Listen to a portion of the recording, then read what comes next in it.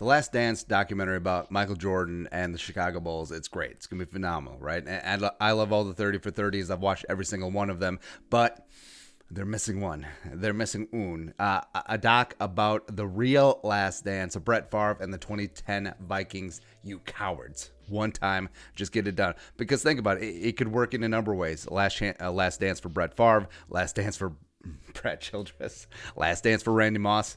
The second time, it's amazing. A Last Dance for the Dome? Sure.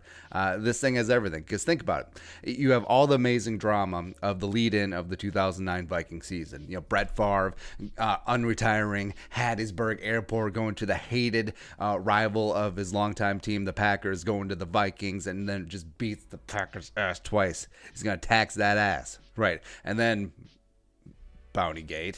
You know, one step away from glory, the whole redemption angle about that, and the whole training camp 2010 rolls around. Favre, will he, won't he, will he, won't he, the whole retirement thing. Are the Vikings going to have to roll with Sage Rosenfels or T-Jack, one of those spots? Or no, T-Jack was gone, whatever. And the 2010 Vikings was all primed for redemption, the redemption storyline. Favre, Adrian, Percy, Jared Allen, Brad Childress.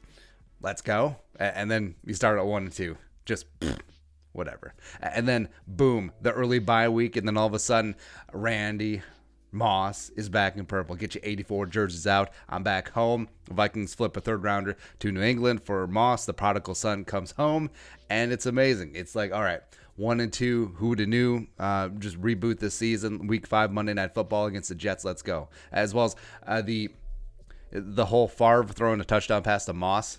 I mean, it felt like a fever dream, but of course the Vikings still lost that game. And then, you know, the whole odyssey of Randy throwing Tanucci's under the bus, a locally family-owned restaurant, which is actually pretty phenomenal, by the way, but you know, just added more fuel to that storyline. The Vikings eventually fall to 2-5 after the Week 8 loss to the Patriots, in which Randy Moss said really nice things about Belichick in the postgame press conference. And then Childress being, you know, the sensitive little bee and the Tim Pod dictator, I mean, cuts Moss a month after lighting a third-round pick on fire. So that's great. Cool. And then the Vikings limp along to 3-6. Very thin playoff hopes alive. All the hype is completely dying down. Favre welcomes the Packers back to the Dome. Now, the Vikings lost on Sunday Night Football Week 7 at Green Bay, which is not great. But then Week 11 just gets shellacked. Just gets waxed. We're going to need more wax. 31-3. Aaron Rodgers and a stupid smug face throws for 4 touchdowns. 3 of them to future Vikings legend Greg Jennings. Cool. And that was it. That was all she wrote for Brad Childress. Fired. You out of here. You go from one play away from the Super Bowl and a probable very easy Super Bowl win over that stupid Colts team. And then you're fired after 10 games. I mean, that is Brad Childress, ladies and gentlemen. The kick-ass offense dude got his ass kicked to the curb pretty easily. Leslie Frazier takes over as interim head coach of the Vikings. Actually led them to 2 straight wins, but Week 13 versus the Bills, Brett Favre sprains that AC joint in his right shoulder, putting his consecutive start streak at jeopardy because that's the only thing the Vikings had going for them at that point. Yeah. And then the Metrodome collapsed. Historic Mall of America field just...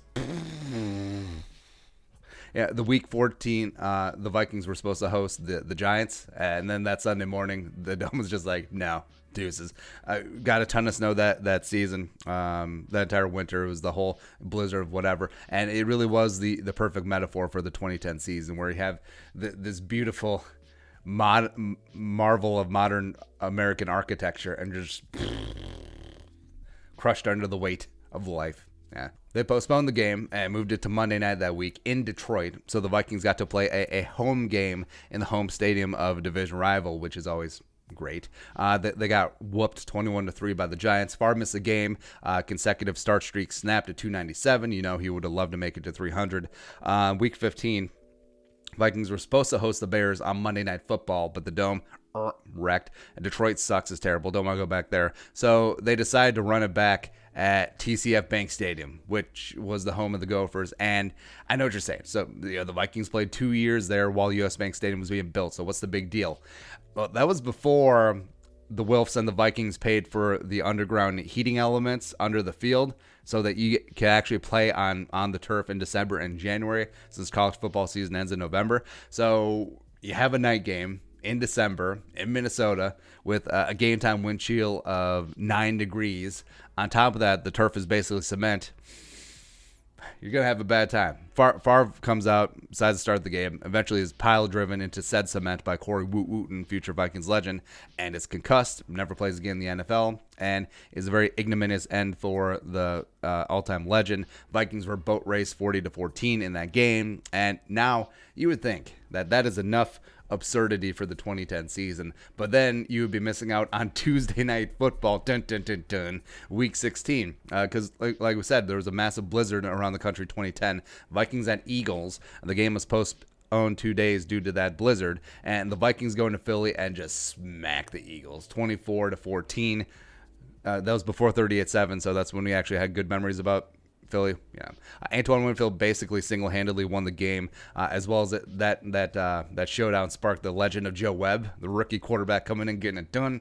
Let's go. The win propelled the Vikings to 6-9, nice, but also maybe good, bad, or otherwise cemented Leslie Frazier as not the interim, but the future head coach of the Vikings, as well as put the Vikings out of range in the 2011 draft. It dropped them from 11 to 12, so they couldn't draft J.J. Watt, but yeah, they probably would draft Ponder at 11 anyway. So, but all in all, I mean, the 2010 Vikings, super fascinating story. I mean, you have this redemption storyline from 2009, Super Bowl hopefuls, the final year of the legendary Brett Favre. Childress finally gets fired right in the face, which is great. The dome collapses. Tuesday Night Football, Joe Webb blazer, and then of course the terrible purple on purple uniforms that we should never talk about again. They're disgusting. You know that they are. So the 2010 Vikings had everything. Yo, ESPN 30 for 30. Holla at me. Let's do this.